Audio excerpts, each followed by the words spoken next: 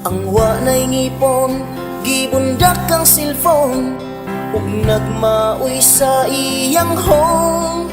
Sa iyang asawa, siya kalit gibiyaan, ngano ba unsay hinungdan. Iyang giklaro ug iyang gitawagan, kay para mahibawaan. Ang nakatubag, ang bagong kaipon, siya giingnan gyud dayon.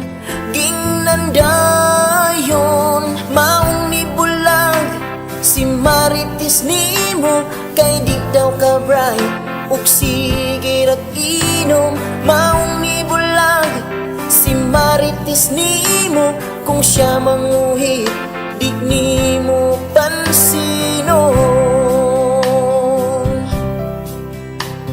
Dili magpatambag, di magpabadlong, ug wag'y makapugong.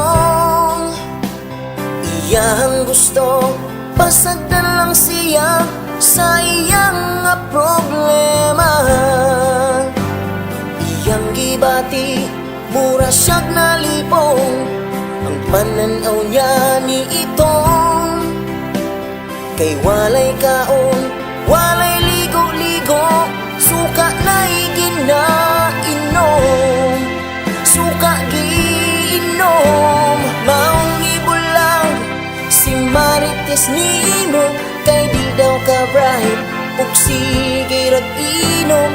Maong ibulang si Marites nimo, kung siya manguhit di nimo pansinon.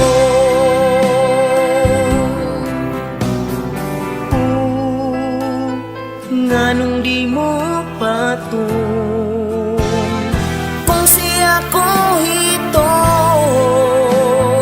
Nganong di mo patong, kung siya ko hiton.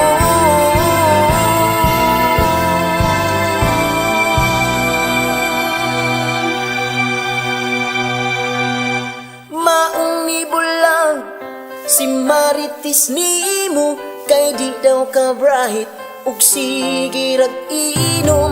Maong ni bulang si Marites nimo, kay di daw ka bright ug sige rat inom. Maong ni bulang si Marites nimo, kung siya manguhit di nimo pansinon. Maong ni bulang si Marites nimo, kay di daw ka bright ug sige rat inom.